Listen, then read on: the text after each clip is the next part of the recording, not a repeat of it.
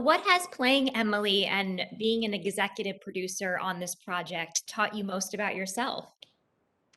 Well, as far as playing Emily, I feel just forever inspired and forever grateful for her and her work and this show for introducing me to it. And I mean, I got to spend the last 3 or so years playing a very strong-willed, determined, powerful woman Yeah. who really paved the way for women today, I feel. And again, like I mentioned, forever inspired by her ability to live her life unapologetically herself. And although she might have been knocked off her feet quite a few times throughout her life and felt completely unseen and misunderstood, it never kept her from doing what made her feel most alive, and that was her writing. And yeah, she's amazing. Oh, that's beautifully said. How important was it for you to sort of rewrite Emily's story and show kind of the beautiful complexities of female poets and artists who have been, history has labeled them as recluses and crazy? I was very excited about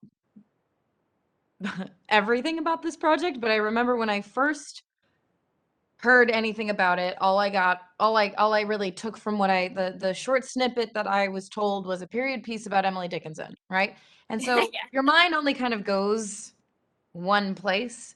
And I'll never forget reading the first 2 episodes of season 1 and feeling like this is so unique and so fresh and so just it felt new, it felt different, and I was so excited about the way that this woman was written and the fact that it was written by another woman. This show is created, written, directed, and produced by Elena Smith, who is quite literally a genius. And I am, again, grateful and just in awe of what she's created in this show. And I think it's amazing that it proves those people wrong that may have put her in a box, in that box of thinking she's this depressed, recluse who never found love. She's a whole lot more than that. Hell yes. No, I remember seeing the first episode and I was in awe. I remember having chills. I was like, oh my God, yes, this is exactly what we need. As a fan of Emily Dickinson, I was like, oh my gosh, finally we're seeing sort of the complexities and the nuances Mm, of these poets, these female poets who we've known so much about in our whole lives, but have never seen them like this before. And it was just so awesome. absolutely. I also think one thing that this show has done is made her poetry feel so accessible. Her poetry, I have found in the past, is very easy to feel intimidated by. It carries so much weight. 4 lines in a poem can just sweep you off your feet and just like kind of rock your world a little bit. And it makes you feel like, how could one be capable of writing such a thing? And then this gives you this sort of insight into her mind and into her life and into the idea that she experiences things that might not be so dissimilar from what we do. And it just makes it feel accessible, which is quite cool. Exactly. The way that her art and her mind was kind of visualized and made physical for us to see, it became very relatable. It's like, oh, we've all had these types of thoughts. It's just the Mhm. way that Emily sort of dealt with them and transformed those thoughts was through her poetry. Exactly. Um, so this season is set during the Civil War. How will the war not only shape Emily's art and her professionally, but also personally? So one thing about this show that is not too much of a coincidence are the parallels that run throughout each season in the world that is taking place that they are living through and ours. And there are these sort of uncanny parallels and references that are made that are sometimes quite shocking. And in this, having spent so much time in isolation, um, although I felt like season 1 and 2 may have prepped me for, what it was like to spend a lot of time in your bedroom and be with your own thoughts. Um, Being in this situation where we find Emily at the beginning of season 3 feeling so incredibly hopeless, and desperate to find a way she can help because of what's going on in the world, i.e., the Civil War. She is feeling so deeply and so greatly this loss and this pain that is happening, and it's sort of running throughout everyone in this story, everyone in her family and in this household. Everybody's lives are very much intertwined in this story, but everyone is also very much on their own personal journey, and they're all feeling the weight of what's happening in their country.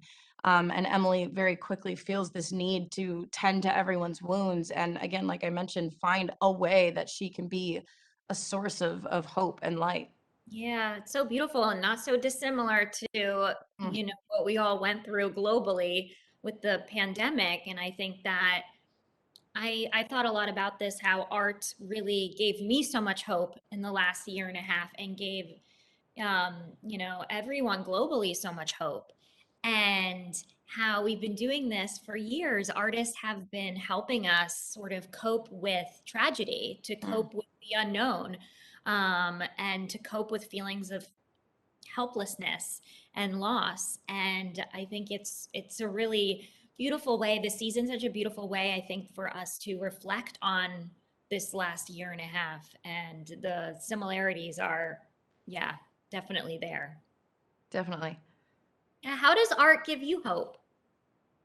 I am like you, one that definitely turns to any and every art form for a sense of release or a sense of hope, a distraction from my own life at times, to be able to get lost in something, whether it be a piece of art that you can stand and stare at, whether it be a book that you lose yourself in, a movie that you become so entranced by somebody else's problems for a moment, that you forget about your own.